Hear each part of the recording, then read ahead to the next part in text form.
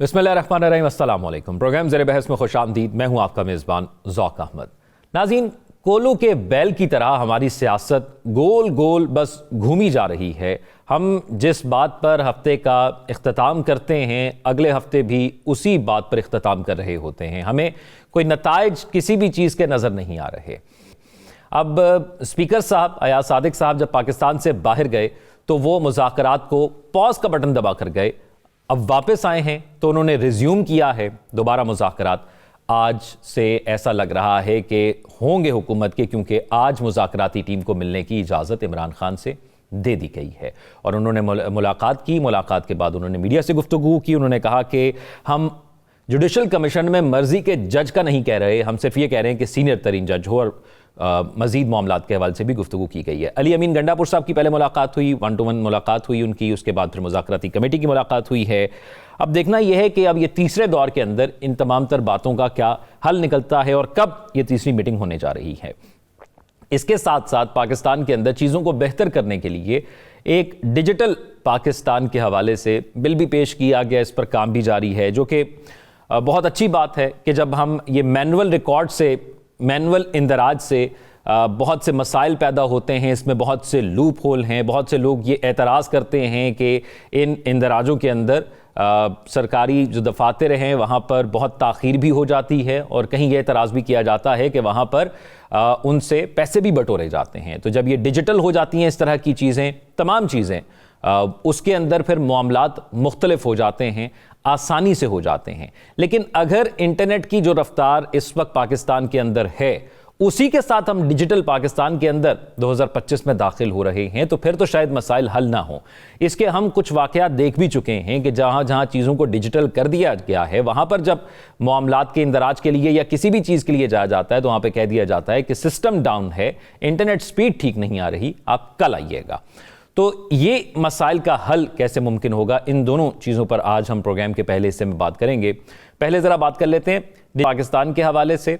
ख़ास तौर पर इसके अंदर अदालती निज़ाम को भी डिजिटल करने की बात हुई और बाकी तमाम तर मामलात की भी बात हुई। पिछले दिनों नादरे के साथ मुख्तलिफ इदारों को एक जगह लिंक करने की भी बात हुई। तो इसके क्या फ़ायदे हो सकते हैं और किस तरह हम मज़ीद फ़ायदा उठा सकते हैं, इस पर बात कर लेते हैं। नजम साकिब साहब, राव खालिद साहब और साकिब बशीर साहब हमारे साथ मौजूद हैं, तीनों सीनियर तज्ज़ियाकार हैं।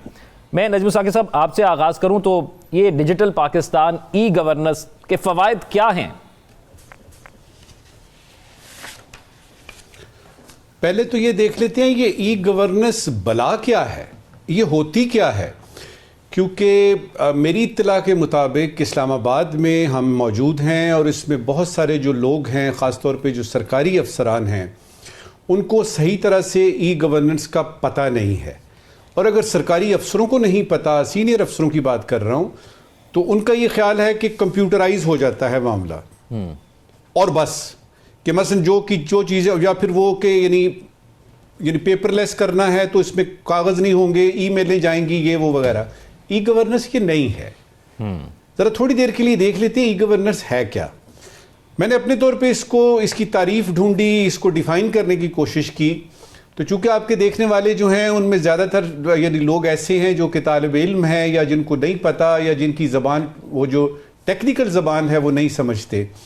तो आसान अल्फाज में पहले तो ये देखते हैं कि ई गवर्नेंस होती क्या है। देखिए, इंफॉर्मेशन को, मालूमात को टेक्नोलॉजी के ज़रिए गवर्नमेंट के सिस्टम में आप शामिल कर लीजिए, डाल लीजिए और गवर्नेंस कीजिए, यानी गवर्नमेंट चलाइए। इसको हम कहेंगे कि ई गवर्नेंस हो रही है। ठीक है जी, मालूमात हैं, टेक्नोलॉजी का साथ लें और उसके साथ ये है कि जो गवर्नमेंट का बिजनेस जितना भी चल रहा है, उसके डिपार्टमेंट्स हैं, उसकी मिनिस्ट्रीज़ हैं, उसकी सब मिनिस्ट्रीज़ हैं, सब डिपार्टमेंट्स हैं, तो उनमें जो है वो हिसाब किताब उनका इस तरह से ई गवर्नेंस हो सकती है। अब ये कि इसके फ़ायदे क्या हैं।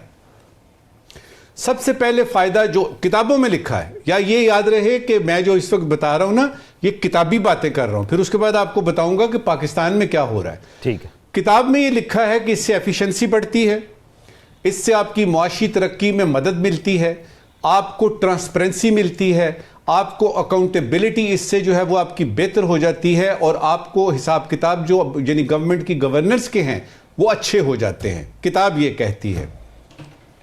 अब सवाल यहां पे ये है कि गुड गवर्नेंस जो है, जिसका कि हमें बचपन से सुनते आ रहे हैं कि पाकिस्तान में गुड गवर्नेंस की कमी है, गुड गवर्नेंस करने के लिए क्या ई गवर्नेंस जो है वो उससे ठीक हो जाएगी, गुड गवर्नेंस हो जाएगी?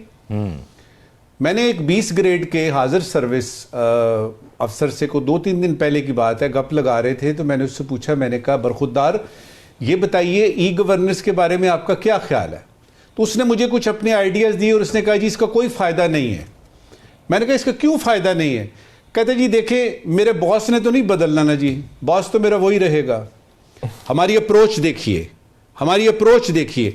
तो सबसे पहले जो आपने करना है, याद रहे कि पाकिस्तान में डिजिटलाइजेशन जो है उसका प्रोसेस अभी जारी है, बड़े अरसे से जारी है। उसमें बहुत सारी रुकावटें हैं, जिनमें से 2 रुकावटें मैं अपनी इस बात के इख्तिताम पे आपको बताऊंगा, जिनकी वजह से कि आपकी ई गवर्नेंस जो है वो अभी तक खुल आके ठीक तरीके से जो है वो इंप्लीमेंट नहीं हो रही। देखिए, हमने कोविड के ज़माने में ख़ासतौर पे देखा कि नेशनल पोर्टल आ गए और उसमें जो है वो आपकी ये जो आपकी सिटीज़न फेसबुक मॉनिटरिंग सिस्टम आ जाता है। उस ज़माने में तो मजबूरी थी, लोग बाहर नहीं जा सकते, तो उन्होंने कहा चलो घर से ही बैठ के करते हैं।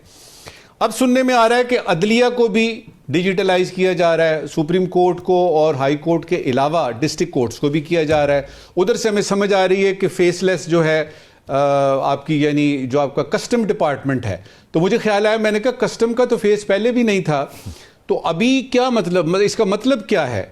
तो ये सारी चीज़ें हो रही हैं, नतीजा क्या निकल रहा है? नतीजा को इतना खातिर ख्वाह नहीं है। अपनी इस वक्त की आखिरी बात करने में वो 2 रुकावटें बताऊंगा कि क्या है। सबसे पहली रुकावट ये है कि हम पाकिस्तानी, हिंदुस्तानी, श्रीलंकन, साउथ एशियन और वो लोग जो कि ज़्यादातर यानी मिर्ची मसाले खाने वाले लोग हैं ना, गुस्सा जल्दी आ जाता है, जज्बाती हो जाते हैं, चीज़ों को जो है वो हम इमोशनली देखते हैं और चेंज नहीं चाहते।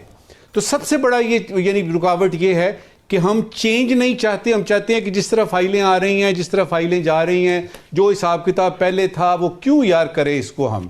और उससे ये है कि अगर वाकई ट्रांसपेरेंसी आ गई, अगर वाकई अकाउंटेबिलिटी हो गई, तो करप्शन तो खत्म हो जाएगी। और वो लोग, वो मेरे साथी, वो मेरे दोस्त जो हैं, जो गवर्नमेंट जॉब्स करते ही इसलिए हैं कि ऊपर का जरा माल बनेगा, तो उनको तो प्रॉब्लम हो जाएगी कि ये तो अभी ठीक तरह से दयानतदारी से काम करना पड़ेगा। तो ये है एक बड़ी रुकावट, जिसके 2 पहलू बताए हैं। दूसरी बड़ी रुकावट, आपने ये सारी ई गवर्नेंस करनी है, डिजिटलाइजेशन करनी है, इसके लिए सबसे ज्यादा जरूरी चीज जो है वो है इंटरनेट। जी, मुझे ये बता दीजिएगा कि अगर ये फायर वॉलें लग रही हैं और अगर ये मछलियां आ रही हैं, पता नहीं शार्क्स और वेल्स और कौन कौन सी जो है वो ब्लैक बास आ रही है, और वो आके तो इन फाइबर वॉलों को, ये जो आपकी जो यानी वायर्स हैं उनको तोड़ रही हैं, और फिर उसके बाद ये है कि आपका VPN बंद कर दिया, आप पे फायर वॉल लग गई, आपको इंटरनेट स्लो हो गया। मुझे ये बताइएगा, डिजिटलाइजेशन तो दूर की बात है, हम तो आजकल डरते हैं कि अगर खुदा ना खास्ता बेटा स्कूल गया है या कॉलेज गया है, बिटिया कॉलेज गई है, यूनिवर्सिटी गई है, उसको वहां पे चोट लगती है, उसका कोई एक्सीडेंट हो जाता है, उसने बताना है बाबा मेरा एक्सीडेंट हो गया, वो कैसे बताएगी? तो आप देखिएगा, इसको कहते हैं from sublime to the ridiculous, कि हम बातें कर रहे हैं जी, हम ई गवर्नेंस करेंगे, हम ये करेंगे, वो करेंगे, जो बेसिक चीज है वो हम में अभी तक आई ही नहीं है कि एक तो चेंज को एक्सेप्ट करें, दुनिया देखें कहां जा रही है, मुकाबला करें, जो कमी हम में है वो पूरी करें। और ये जो इसमें हुकूमत का किरदार है, अगर उन्होंने ई गवर्नेंस करनी है तो उनकी जिम्मेदारी है कि इंटरनेट की मुसलसल तवातर के साथ उसका जो है वो आपको वो फराहम हो और उसमें किसी किस्म की रुकावट ना हो, ताकि ये सारे कामकाज जो हैं वो ठीक हो सके। आखिर में एक फिक्रा बोलूंगा ऐसे ही ऑन अ लाइटर नोट, जी जी, कि वो लॉ कर रहे थे ना हम, तो किसी ने पूछा जी शादी करने के लिए क्या चीज़, तलाक देने के लिए क्या चीज़ ज़्यादा ज़रूरी होती है? तो मुझे याद है एक हमारे दोस्त ने कहा कि तलाक देने के लिए सबसे ज़्यादा ज़रूरी चीज़ ये है कि आपका शादीशुदा होना बड़ा ज़रूरी है, तो उसके बगैर तो तलाक आप नहीं दे सकते। तो ये जो आपकी ई गवर्नेंस है, इसके लिए सबसे ज़्यादा ज़रूरी चीज़ है इंटरनेट, इंटरनेट, इंटरनेट। राव साहब, वो पिछले दिनों बातें चल रही थी वो स्टारलिंक के हवाले से सैटेलाइट इंटरनेट आ जाएगी, क्योंकि समुद्री सतह पर हमें अक्सर देखने को मिलता है कि कोई ना कोई, जैसा शार्क का जिक्र कर दिया नजम साकिब साहब ने, इस तरह का हमें कोई खबरें सुनने को मिलती हैं। तो वो एक चीज़ जहन में आई कि अगर वो सैटेलाइट के ज़रिए हो गई तो फिर किसी शाहीन की जद में आ जाए शायद। तो अभी दुनिया 6G में जा रही है, हमारा 4G नहीं चल रहा, कैसे हो पाएगा मुमकिन? देखिए, वो मिसल है कि दूध का जला छाछ भी फूंक फूंक कर पीता है। हम 1G 2G से इतने परेशान हैं कि हम अक्सर इंटरनेट को बंद रखते हैं, तो हम स्टारलिंक पे कैसे जाएंगे? हमें तो यही वारा नहीं खा रहा। हम समझते हैं कि इसकी वजह से पाकिस्तान जो है ना, वो शायद बहुत मुसीबत का शिकार हो गया और बड़े मसले मसाइल पैदा हो गए हैं।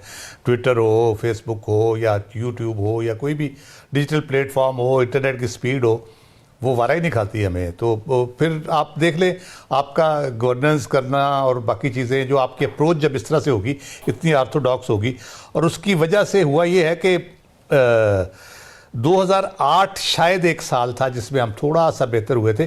उसके बाद से हम नीचे जा रहे हैं। ई गवर्नेंस और डिजिटलाइजेशन में दुनिया ऊपर जा रही है। ये लेटेस्ट डाटा मैं आपको बता रहा हूँ। और ये राव साहब, एक चीज ये भी बताइएगा कि ये कब से हमने ये फैसला किया चल था? रहे होते हैं, दुनिया किसी और तरफ, मगरब की तरफ जा रही होती है, मशरक की तरफ चल पड़ते हैं, और हम ये यकीन रखते हैं कि हम ही ठीक है, बाकी सारे गलत कर रहे हैं। तो इस अप्रोच के साथ आप कैसे चीज़ों को ठीक कर सकते हैं, स्पीड इंटरनेट की या बाकी चीज़ें, उनके बारे में तो सोचना ही आप भूल जाए। ई गवर्नेंस का बुनियादी जो फंक्शन है वो है हुकूमत, जो गवर्नेंस है वो ज़रा फ़ाल किस्म की हो, हुकूमत को ज़्यादा फ़ाल बनाना और आवाम तक उसकी रसाई, काबिल रसाई करना और आसान बनाना आवाम के लिए सारे मामलात को, जितने भी हैं, बजाय इसके कि वो पटवारी के पास फ़र्द लेने गया है, उसने 4 चक्कर लगवाए हैं, फिर वो हफ्ता 10 दिन 15 दिन उसके उसी काम में लग गए, फिर वो मिली, उसके बाद अगले प्रोसेस में गया, फिर इस तरह उसमें वक्त अलहदा ज़ाया होता है, आपके वसाइल अलहदा ज़ाया होते हैं, ह्यूमन रिसोर्स जितना आप इन्वॉल्व करते हैं उसमें 3-4 टीयर्स में, वो एक अलहदा आपका खर्चा है हुकूमत के ऊपर जो बोझ बन रहा है।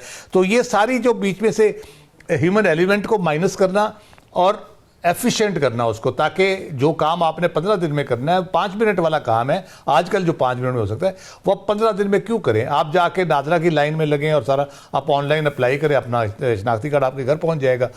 इसी तरह पासपोर्ट का हो गया, इस तरह ये चीज़ें जैसे जैसे होती जा रही है उससे बेहतर हुई। 2000 में हमने ये शुरू किया था, 2002 में डायरेक्टरेट बनी, 2003 में नादरा जो है आपका, समझ लेके आपका डिजिटल शनाख्ती कार्ड पे आप चले गए सारा। 2004 में इस्लामाबाद में ई पुलिस का प्रोजेक्ट शुरू किया गया डिजिटलाइजेशन का। अब एफिशिएंसी ये है इस्लामाबाद में जो हो सकती है, जो हम यूज़ ही नहीं कर रहे। पूरा सेफ सिटी बनाया गया, कैमरे लगे हुए हैं जो स्पीड भी चेक करते हैं, जो गाड़ी भी आइडेंटिफाई करते हैं। एक गाड़ियों का और भी एक इसमें था प्रोजेक्ट के, गाड़ियों में हर नंबर प्लेट पे ई चिप लग जाएगी, ई सिम जो है ना, आपकी आइडेंटिफिकेशन आपकी हो जाएगी, आप गुजर रहे हैं तो सारा। अब वो मैनुअल तो उन्होंने पुलिस वालों को दिया हुआ है, कोई गाड़ी वायलेट करती है उसका नंबर डाल के वो चेक करते हैं कि नंबर प्लेट सही लगी हुई है या नहीं लगी हुई। वो उस लेवल पर हम नहीं गए जो हमने प्लान किया था 2004 में। लेकिन हम स्पीड का कुछ नहीं कर रहे। सड़क पे वही मैनुअली गन लेके कभी कभी पुलिस वाले बैठ जाते हैं स्पीड चेक के लिए। ट्रैफिक को कंट्रोल करने के लिए हम उस सिस्टम को यूज़ नहीं कर रहे। क्राइम को करने के लिए हम नहीं कर रहे। जियो फेंसिंग जैसे होती है, बहुत ही कोई एक्सट्रीम किस्म के कोई प्रेशर आ जाए तो जियो फेंसिंग करके हम थोड़ा सा क्राइम पे काम करते हैं। ये सारी चीज़ें हो सकती हैं, बहुत एफिशिएंटली आप कर सकते हैं। FBR के जैसे कस्टम का फेसलेस का जिक्र किया नजम साहब ने, ये प्राल सिस्टम में हमने किया था। लेकिन मसला ये है कि जब आप लोगों के छोड़ेंगे, लोगों पे छोड़ेंगे, तो वो फिर उसमें भी गड़बड़ करते हैं, उसमें भी हेरा फेरी करते हैं। आप अपने इलेक्शन का देख लें, जो आपके 8 फरवरी को इलेक्शन हुए, क्या वो सारा डिजिटलाइज नहीं था? और वो कहते थे इंटरनेट हो ना हो ये फिर भी चलेगा, क्या क्या दावे किए गए, 70 करोड़ रुपया खर्च किया गया उस सिस्टम पे। तो क्या हुआ at the end of the day? जब ह्यूमन एलिमेंट आप डालते हैं तो वो फिर उस सारी आपकी एफिशिएंसी का बेड़ागर कर देता है, उसको ख़राब कर देता है। तो ह्यूमन एलिमेंट निकालना बहुत ज़रूरी है। हमारे जैसे ममालिक में चाइना के साथ मिलकर हमने ये प्रोजेक्ट शुरू किए थे। चाइना कहाँ का कहाँ पहुँच गया और हम अभी पिछली तरफ उल्टे कदमों चल रहे हैं, अभी आगे बढ़ने की कोशिश नहीं कर रहे। तो उसमें पॉलिटिकल इन्फ्लुएंस ख़त्म करने में आप कामयाब होंगे, करप्शन ख़त्म करने में कामयाब होंगे, वक्त के ज़िया को आप रोकेंगे, और बाकी भी बहुत सी चीज़ें हैं जो उसमें कंट्रीब्यूट करती है। आपकी एफिशिएंसी गवर्नमेंट की बढ़ेगी, उसके अखराजात कम होंगे उससे। लोगों को सहूलत मिलेगी और अवाम हुकूमत से खुश होंगे कि वो घर बैठे बिठाए, जैसे मैं अगर अपने बैंकिंग ट्रांजैक्शन कर सकता हूँ, अपने बिल पे कर सकता हूँ, जो कि मैं लाइन में खड़े होकर करता था, तो मुझे बहुत राहत मिलती है जब मैं बैठा फ़ोन पे आराम से कर रहा होता हूँ। इसी तरह से ये सारे काम, जैसे मैंने शनाख्ती कार्ड का, पासपोर्ट का, तो लोग खुश होंगे इससे, लोगों को बहुत रिलीफ इससे मिलता है। तो सहूलतकारी मैक्सिमम होनी चाहिए लोगों के लिए। बाकी आप अगर कुछ नहीं दे सकते, नौकरियां नहीं दे सकते, बाकी चीज़ें नहीं कर सकते, कम अज़ कम इस मामले में तो करें। उसमें अभी हम बहुत पीछे हैं, इसलिए कि इंफ्रास्ट्रक्चर आपका भी पूरा डेवलप नहीं है। आपके यहाँ जो डिजिटल, यानी बुनियादी चीज़ को ठीक करने की ज़रूरत है उस लेवल की। जी, डिजिटलाइजेशन, ये फिर नीयत रेजिस्टेंस बहुत है, इतनी शदीद रेजिस्टेंस है कि मैं एपीपी में काम कर, छोटी सी बात करके खत्म करता हूँ, एपीपी में काम करता था, वहाँ वो डॉस बेस्ड सिस्टम था। जब विंडोज़ आई तो विंडो बेस्ड करना था। जब तक मैं वहाँ पे रहा 10 साल वो उसको विंडो बेस्ड नहीं कर सके। वो कहते नहीं जी हमें तो वो चलाना आता है, विंडो बेस्ड हम नहीं चेक करेंगे। अब मुझे पता नहीं हो गया कि नहीं हुआ। तो काफ़ी लंबा प्रोसेस, जो कि इतना होना नहीं चाहिए, हमें लग रहा है। साकिब बशीर साहब, मैं मुख्तसरन पहले आपसे ये ई कोर्ट्स का मामला जानना चाहूँगा, ये कैसे वर्क करेगा और ये क्या है, फिर हम ज़रा मुज़ाकरात की तरफ आते हैं। अच्छा, ई कोर्ट्स जो है, इसमें अगर काम किया जाए, ख़ास तौर पर जो डिस्ट्रिक्ट कोर्ट्स हैं, क्योंकि 20 लाख से ज़ायद केसेस जो मुल्क भर की डिस्ट्रिक्ट कोर्ट्स हैं वहाँ पे पेंडिंग है सबसे ज़्यादा। बाकी जो सुपीरियर कोर्ट्स हैं, हाई कोर्ट, सुप्रीम कोर्ट, वहाँ पे 5-6 लाख मजमूई तौर पर जो केसेस पेंडिंग हैं। तो वहाँ पे बहुत ज़रूरी है कि उनको डिजिटलाइज किया जाए। उसमें बहुत सारे एलिमेंट्स आ जाते हैं। बात फिर वही है कि जितने भी ऑर्डर्स होते हैं रूटीन के, केसेस फिक्सेशन होती है, वो ऑनलाइन अवेलेबल हो।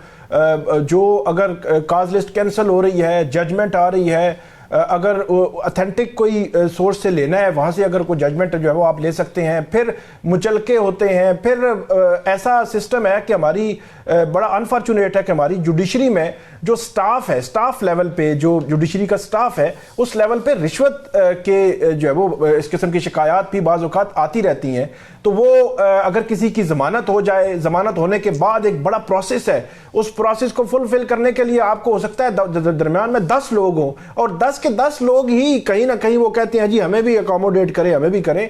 तो जो लोअर जुडिशरी है वहां पे इस किस्म का डिजिटलाइज सिस्टम जो है वो बहुत जरूरी है। एक बंदे की अगर जमानत हो जाए इस्लामाबाद की जुडिशरी से, तो अडियाला जेल के सुपरिटेंडेंट तक पहुंचने तक जो रोबकार पहुंचती है, तकरीबन कुछ 6-7 लोग इन्वॉल्व होते हैं। और वो 6-7 लोग इन्वॉल्व, उनकी बजाय 1 या 2 बंदों से भी काम हो सकता है। मसला हमारे यहाँ एक ये भी है कि यहाँ जो लोग पुराने 90s के थे या उसके बाद जो है वो इस किस्म की उन्होंने मुलाजमत शुरू की, सरकारी जो है वो नौकरी शुरू की, तो वो एक पूरा एक माइंड सेट है, वो अपना माइंड सेट किसी सूरत तब्दील नहीं करना चाहते। और तकरीबन हर 1-2 दिहाई के बाद आप देख रहे हैं जितना जो है वो जदीद सिस्टम आ रहा है, टेक्नोलॉजी आ रही है और नई सी नई चीजें जो है वो आ रही हैं। और जब तक कि उनको उसमें इन्वॉल्व नहीं करेंगे और उनको उसकी जो है वो ट्रेनिंग नहीं होगी, तब तक सिस्टम पूरा तब्दील नहीं हो सकता। और उनकी जानिब से इतनी रेजिस्टेंस हमने जुडिशरी में भी देखी है कि वो लोग भी नहीं चाहते कि ये सारी चीजें डिजिटलाइज हो जाएं।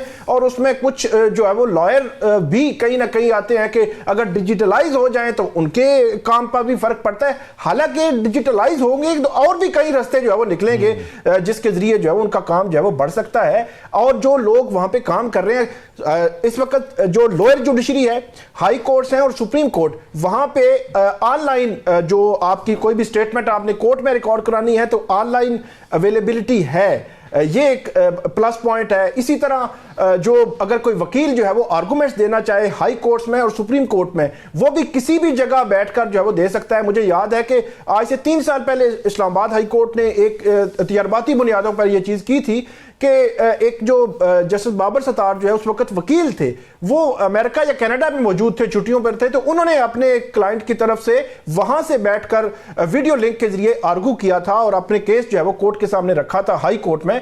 तो ये चीजें डिजिटलाइज हो रही हैं, हमें इनके साथ साथ चलना होगा। और खास तौर पर जो मुलाजमीन हैं, जो सरकारी मुलाजिम हैं, जो अपनी जगह से नहीं हिलना चाहते और वो नहीं सीखना चाहते नई चीजें, उनको भी इसमें जो है वो ढालना होगा। यानी एक ट्रेनिंग प्रोग्राम की भी बहुत जरूरत है। अब जरा बताइएगा, ये मुज़ाकरात के हवाले से क्या अंदरूनी कहानी है? जो मुलाकात हुई है आज अली अमीन गंडापुर साहब की जो मुलाकात हुई, उसमें क्या हुआ? और ये बाद में जो मुज़ाकराती कमेटी पाकिस्तान तहरीक इंसाफ की मिली, उसमें क्या हुआ? एक तो पिछले 2 दिन हम इस पे बात करते रहे कि हुकूमत कह रही थी कि जेल मैनुअल जो है वो उसके मुताबिक ही हम मुलाकात करवाएंगे। तो आज इतवार के दिन ये एक सवाल तो बनता है हुकूमत से कि आज कौन सा जेल मैनुअल है कि जो इतवार के दिन जो है वो अडयाला जेल खुली है और मुलाकात भी हो गई है। तो ये इस किस्म की फैसिलिटेशन जो है वो हुकूमत की जानिब से पहले ही देनी चाहिए थी, आज भी दी है तो अच्छी बात है। लेकिन उनकी जानिब से एक शिकवा आया है कि हमने कहा था कि एक जो कंट्रोल्ड माहौल में वहाँ पे मुलाकात करवाई जाती है कि जेल हुकाम जो है वो मौजूद होते हैं, उसके साथ बैठे होते हैं, तो वो इस तरह बात जो है वो नहीं कर सकते। तो आज भी कंट्रोल्ड माहौल में मुलाकात हुई है। जो उनकी ख्वाहिश थी या मुतालबा था हुकूमत से, मुज़ाकराती कमेटी से या हुकूमती मुज़ाकराती कमेटी से, वो पूरा नहीं हुआ। मुज़ाकराती जो है वो कमेटी ने मिल लिया है। अब बात अंदर की ये है कि 31 जनवरी उन्होंने कहा हमारी डेडलाइन है। अगली नशिस्त में इमरान खान साहब ने कहा है कि हुकूमत को कहें कि 9 मई और 26 जो नवंबर है इस पर आप जुडिशल कमीशन बनाएं, और इसके अलावा कोई ऑप्शन नहीं है। अगर आप नहीं बनाते तो फिर नेक्स्ट जो मीटिंग होगी उसके बाद मुज़ाकरात जो है वो मुअत्तल हो जाएंगे। और इसके अलावा वो जो कारकुनान की जो लीडरशिप है उनकी रिहाई का मामला है। एक सवाल बड़ा स्पेसिफिक हुआ था कि क्या इमरान खान साहब की रिहाई का मुतालबा भी इमरान खान कर रहे हैं कि मुझे रिहा किया जाए, तो उन्होंने कहा कि नहीं, ये हमारा मुज़ाकराती कमेटी या पीटीआई या पीटीआई के कारकुनान का मुतालबा तो है, लेकिन इमरान खान ने उन मुतालबात में अपनी रिहाई नहीं रखी बल्कि लीडरशिप की जो है वो रिहाई रखी है। अब जो अजाज सादिक साहब है उनके राब्ता भी उनका हो गया है और ऐसे लगता है अगले 2, 3 या 4 रोज में कोई मीटिंग जो है वो होगी। लेकिन ये मीटिंग मेरे ख्याल में इसमें कोई ना कोई चीज तय हो जाएगी, इन्होंने लिख कर देना है, और हुकूमत क्या राजी होगी कमीशन बनाने पर या नहीं, ये बड़ा अहम होगा। मुख्तसरन मैं आपसे ये जानना चाहूंगा, मैं सवाल कर देता हूं। पहले एक फिक्रा देखिए, ये कह रहे हैं ना लिख के देना। मैं आपको ऑनलाइन इस वक्त स्क्रीन पे लिख के देता हूं कि इन मुज़ाकरात का कोई हल नहीं निकलना, असली मुज़ाकरात कहीं और होते हैं और ये मुज़ाकरात वो मुज़ाकरात हैं ही नहीं। तो उनकी इसमें मर्जी तो शामिल है, इसीलिए तो बैठे हैं नजम साकिब साहब। ये इत्माम हुज्जत है कि हमने देखे ये भी कर लिया। देखिए इस वक्त जो धक्का लगा हुआ है ना, जो रुकावट आई हुई है, जो प्रॉब्लम पेश आ रही है, वो है कि तीनों अतराफ से है। मुस्लिम लीग नून को अपनी मुसीबत पड़ी हुई है कि कहीं कोई डील ना हो जाए। ठीक है, आप देखिए जब वो आपको नजर आते हैं ना घबराए हुए, उनकी क्या घबराहट है। इधर से जो यानी पीटीआई के बाहर वाले लोग हैं उनको ये मुसीबत पड़ी हुई है कि हमने इसमें से कुछ निकालना तो है नहीं, इसमें से निकलना तो कुछ है नहीं, और खान अंदर बैठ के कह रहा है कि तुम लोग कुछ नहीं कर रहे। इनको अपनी मुसीबत पड़ी हुई है। पीपल्स पार्टी वालों को अपनी मुसीबत पड़ी हुई है कि साड़ी बारी होना आनी चाहिए, अब हमारी बारी आ जानी चाहिए। उधर खान को जो है देखिएगा कि चारों तरफ में सिर्फ एक शख्स है जो बड़े इत्मीनान से बैठा हुआ है, और वो इमरान खान है। राव साहब सवाल भी ले लेना, आपसे ही सवाल है। राव साहब, वो इमरान खान साहब कहते होते थे कि घबराना नहीं है, तो अब घबरा कौन रहा है आपको लग रहा है? देखिए, जो नजम साकिब साहब ने बात की है ना, मैं उस पर एक जुमला कहना चाहता था कि ये 2/3 वाली मुंतखब जमहूरी हुकूमत के ऊपर बहुत बड़ा बुहतान है कि वो मुज़ाकरात कर नहीं सकती, कोई हल नहीं निकाल सकती। तो मेरा ख्याल है वो निकालेंगे। तो इमरान खान साहब ने घबराना होता तो वो कब की डील शील कर चुके होते। मेरा नहीं ख्याल कि वो अभी तक घबराए हैं, और ना वो घबराना चाहते हैं। उनको पता है अब तो सूरत हाल ऐसी पैदा हो गई है कि अब हुकूमत के घबराने का वक्त हो गया, और वो घबराए हुए हैं। उनके बयान से भी पता चल रहा है, उनके आने जाने और पुर्तियों से भी पता चल रहा है कि वो कितने परेशान है। तो मेरा ख्याल है घबराने का वक्त किसी और का हुआ है। अब चले देखते हैं इस हफ्ते क्या इस हवाले से कोई हल निकलता है कि नहीं। एक ब्रेक की तरफ चलते हैं, स्टे विद अस।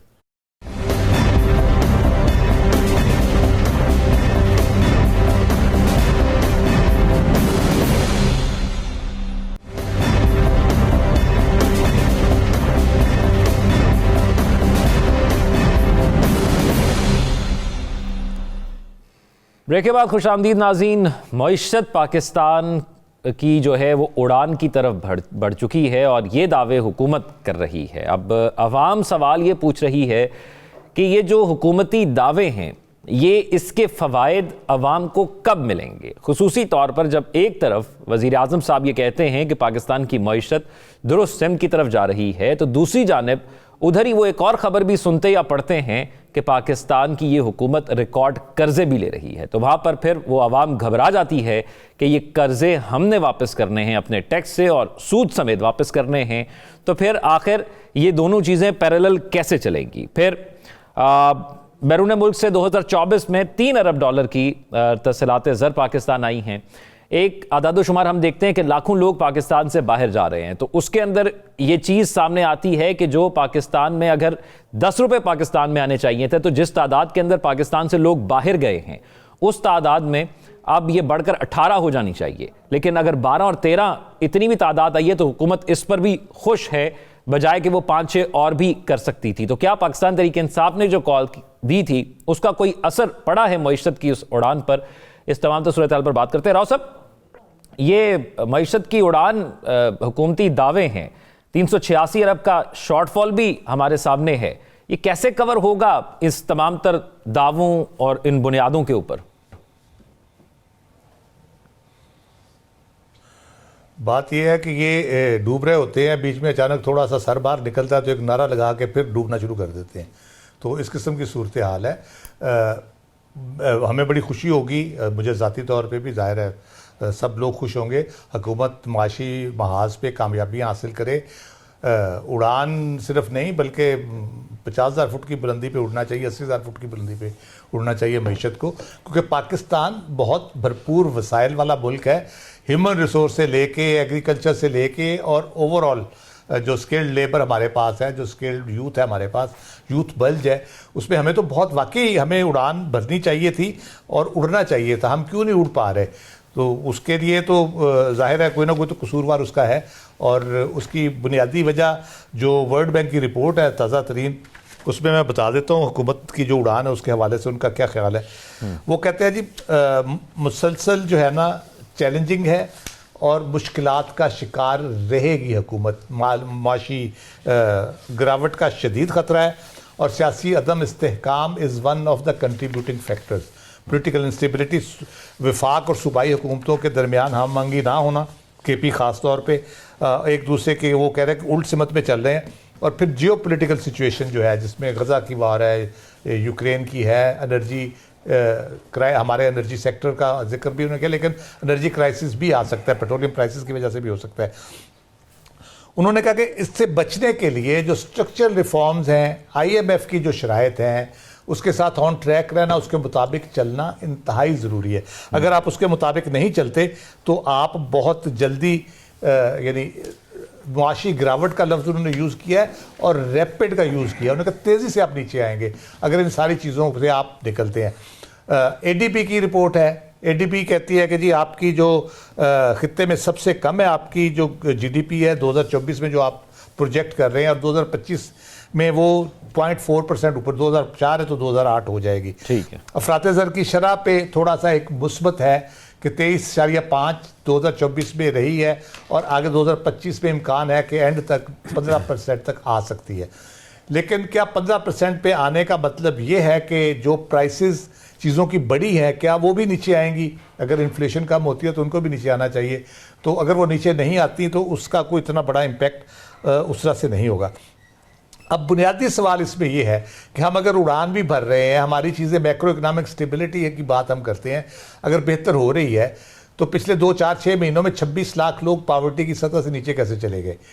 हमारे यहाँ जो बुनियादी काम करने वाला है, हम हमेशा बात करते हैं उसकी, अपने वसाइल हमारे क्या हैं। हम अगर रोल ओवर पे IMF के प्रोग्राम पे रिमिटेंसेस पे हम बैठ के नारे लगा रहे हैं कि जी इतनी रिमिटेंसेस आ गई, इमरान खान के रोकने के बावजूद आ गई, UAE ने 2 अरब रोल ओवर कर दिया डॉलर और बाकी मुल्कों ने कर दिया और चीन ने भी कर दिया और IMF से हमने पैकेज ले लिया, तो इसका मतलब ये है कि आप डिपेंडेंट हैं और डिपेंडेंट इकॉनमीज जो है ना वो ग्रो नहीं करती, वो सस्टेन भी नहीं करती, वो डंग टपाऊ प्रोग्राम होता है। जब तक आप अपने वसाइल को, अपनी चीज़ों को बेहतर ना करें, आपके रेवेन्यू जनरेशन बेहतर ना हो, आपने जो अशराफिया को जो मराहत दी हुई हैं, उनको जो रिलैक्सेशंस दी हुई हैं मुख्तलिफ शोबों में, उसको आप वापस नहीं लेते, आप हुकूमत का स्ट्रक्चर जो है वो ज़रूरत के मुताबिक नहीं करते, अपने अखराजात में कमी नहीं करते, अपनी अयाशियाँ बंद नहीं करते, तो उस वक्त तक ये मामला ठीक नहीं होते।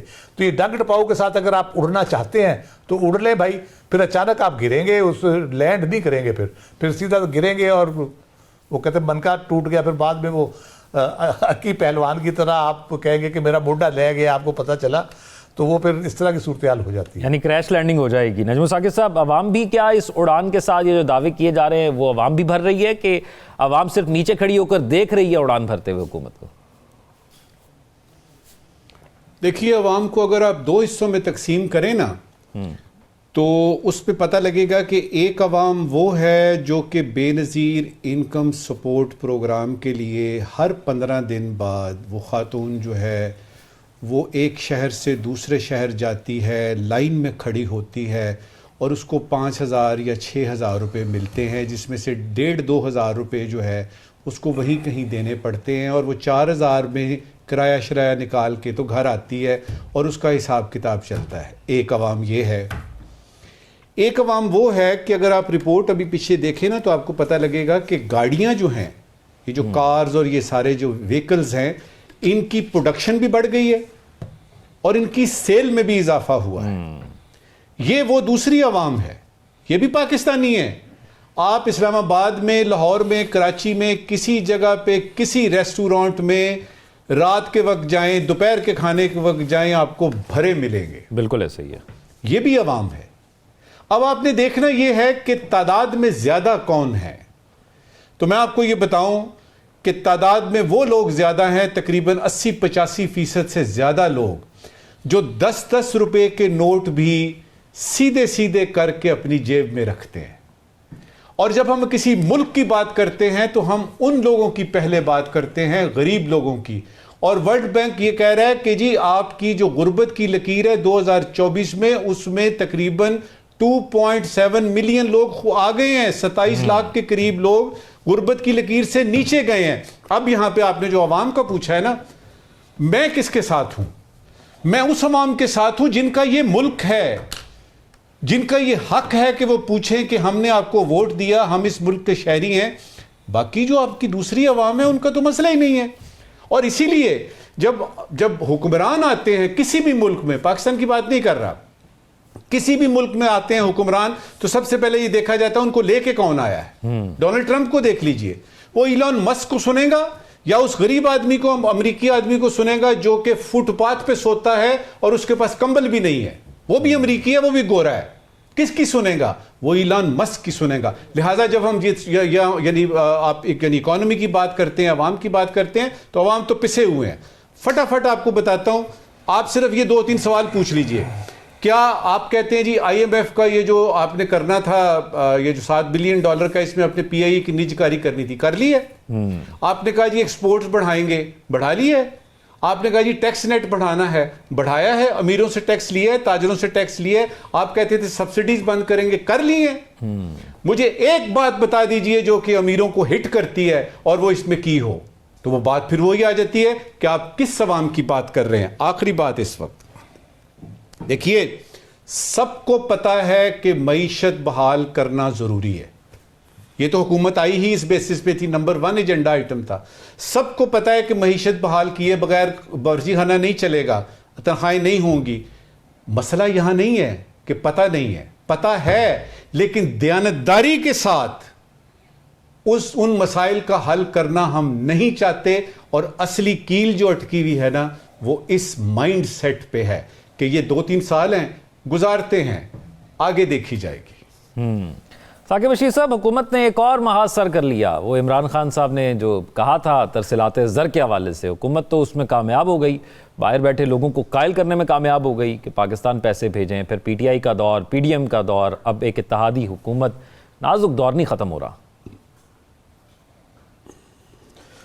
नहीं, वो जो बाहर से पैसे मंगवाने के हवाले से वो PTI की जो कॉल थी या इमरान खान साहब की कॉल थी, वो उस पर अमल नहीं कर रहे। मतलब उस कॉल का अगर ये कहा जाए कि उन्होंने कॉल दे दी और अब जो है वो उसके बाद यहाँ पे रिमिटेंसेस जो है वो उनमें इजाफा हो गया है, तो बात तो बिल्कुल मेरिट पे बनती है कि उनकी जो है वो कॉल को रिजेक्ट कर दिया गया। लेकिन जब से मुज़ाकरात शुरू हुए हैं उसके बाद ये चीज़ें जो है वो नरम पड़ गई हैं, किसी किस्म का कोई एहतजाज कॉल या इस किस्म की नहीं दी जा रही। बाकी ये है, लेकिन ये है साकिब बशीर साहब, पाकिस्तान तहरीक इंसाफ के जो सोशल मीडिया के पेजेस हैं उस पर ये पोस्टें आ रही हैं कि आपके पैसे से यहाँ पर आपको एहतजाज करने की इजाज़त, या जिस तरह की बातें की जा रही हैं वो मैं यहाँ पे कोट नहीं करूँगा, लेकिन वो पाकिस्तान तहरीक इंसाफ का सोशल मीडिया ज़रूर पोस्ट कर रहा है। ठीक कह रहे हैं आप। और जो बाहर बैठे हुए हैं, जो बाहर सोशल मीडिया चलाने वाले लोग हैं, उनकी टोन और है, और जो अंदर जो बैठे हुए हैं यहाँ पाकिस्तान में उनकी टोन और है। और जो उनकी उन्होंने कहा भी था कि इमरान खान साहब ने कहा है तो जो ओवरसीज़ पाकिस्तानी हैं इस कॉल को जो है वो उस पर काम करें और पैसे जो है वो ना भेजने के हवाले से जो पॉलिसी है उस पर अमल करें। तो ऐसा बज़ाहिर हुआ नहीं है। हुकूमत ने ये कहा है कि उन्होंने रिजेक्ट कर दी है, कॉल रिजेक्ट हो गई है। लेकिन हुकूमत बज़ाहिर ऐसे लगता है कि जो शाह खर्चियों के हवाले से बात हुई, राइट साइजिंग के हवाले से बात हुई, फिर ये एक बात हुई थी कि जो वजारतें हैं, जो डिवीजन्स हैं, जो मुख्तलिफ इदारे हैं, उनको ख़त्म किया जाएगा ताकि अखराजात कम से कम हों।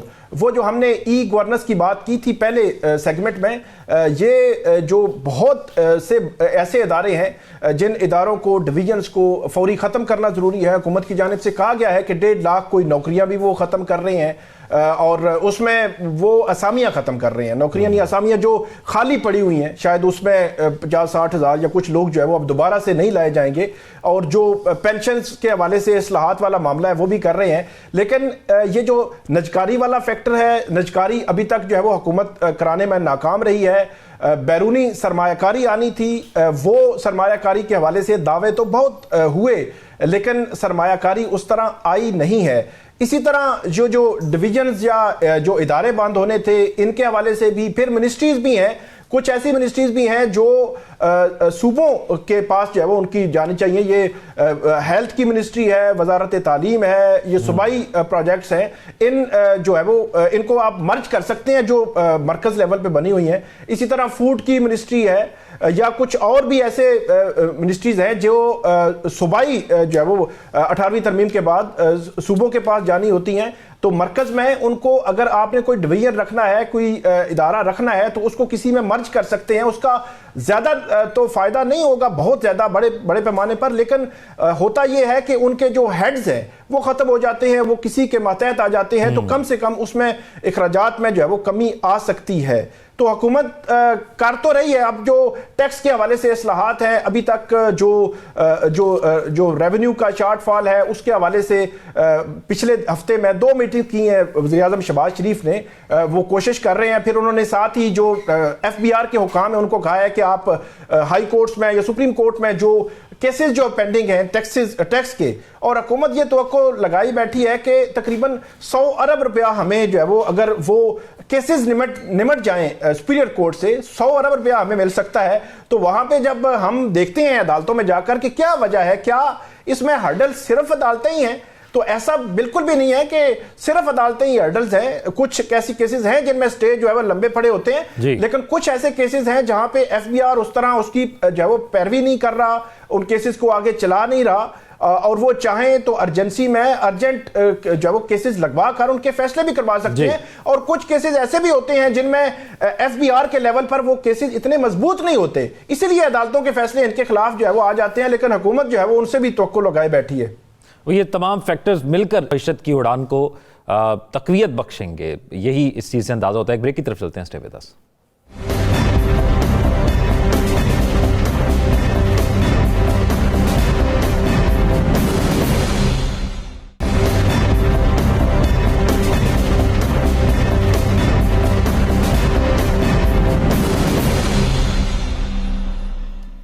ब्रेक के बाद खुशामदीद नाज़रीन। पाकिस्तान इंटरनेशनल एयरलाइंस जिसकी निजकारी की बातें हो रही थी, गुज़िश्ता दौरे हुकूमत में पाकिस्तान तहरीक इंसाफ के हमने वज़ीर हवाबाजी का एक बयान देखा जिसमें उन्होंने जाली डिग्रीज़ के हवाले से जिक्र किया और लाइसेंस के हवाले से जिक्र किया। उसके बाद से PIA की जो परवाज़ें थी वो बड़ी महदूद हो गई, फ़्लाइट ऑपरेशन मुतासर हुआ, और फिर निचकारी भी नहीं हुई, वो जो हुकूमत कर रही थी एक्सपेक्ट वो भी नहीं हुआ। लेकिन अब पेरिस की परवाज़ पाकिस्तान से जब उड़ान भरी तो उसके बाद कुछ मज़ीद उम्मीदें जाग गई हैं। अगर निचकारी में भी जाते हैं तो शायद कुछ बेहतर नताइज मिल सकते हैं। तो नजम साकिब साहब, ये PIA की निचकारी से पेरिस की इस परवाज़ तक का सफ़र कैसे आप इसको महदूद वक्त में बयान कर सकेंगे? देखिए, ये जिन मिनिस्टर साहब का आपने जिक्र किया है, जिन्होंने आके टेलीविज़न पे बाकायदा फैक्ट्स एंड फिगर्स बताए थे, मुझे याद है और उस वक्त मैंने यही सोचा था, जो कि बदकिस्मती से वो पूरा भी हुआ, कि इसका असर क्या पड़ेगा। तो निजकारी तो अभी मैं बताता हूँ आपको, निजकारी तो आप कर लीजिएगा। पहले तो ये देखते हैं कि अगर कोई ऑफिशियल यानी गवर्नमेंट ऑफ पाकिस्तान का इस तरह से आके बात करता है, चाहे वो ठीक ही बात कर रहा है, तो अगर उसने नेशनल इंटरेस्ट, पाकिस्तान के नेशनल इंटरेस्ट के खिलाफ बात की है, तो इस पर कोई कार्रवाई बनती है कि नहीं बनती, ये बड़ा ज़रूरी सवाल कर रहा हूँ।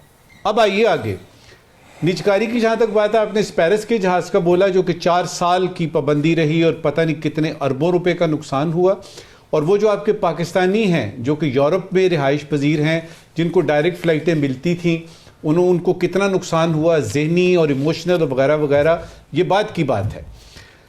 ये जो पेरिस को जहाज़ उड़ा है ना, ये अपने साथ मुसाफिरों को लेके तो जा रहा था, लेकिन मैंने देखा कि ये निजकारी का मंसूबा भी साथ ले गया है।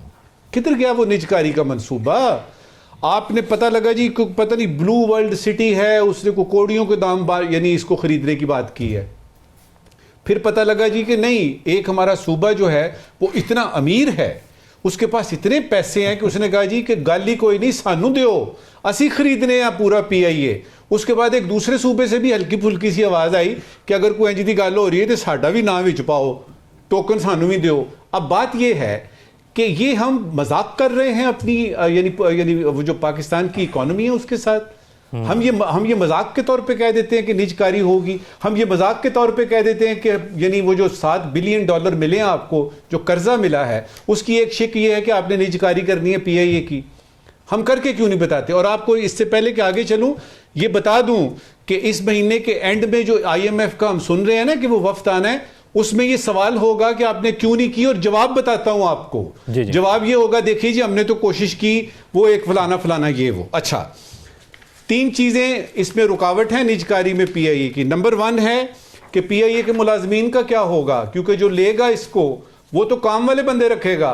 जेडे निकम्मे ने मेरे वंगर दियो तो जानते रहेंगे ना। तो पहली बात तो ये मुलाजमीन की। दूसरी बात है आपकी कि ये फ्री टिकटें खत्म हो जाएंगी। मिनिस्टर साहब जो हैं उनको उनके यानी अमले को या सेक्रेटरियों को जो है वो फ्री टिकटें मिलती हैं, ये नहीं मिलेंगी। और तीसरी और सबसे अहम बात कि अगर किसी मिनिस्टर साहब को देर हो गई है, जहाज चलने वाला है, तो वो फिर फोन करता है उनका PA, मिनिस्टर साहब थोड़ी देर से आ रहे हैं, जहाज को रोक के रखिएगा।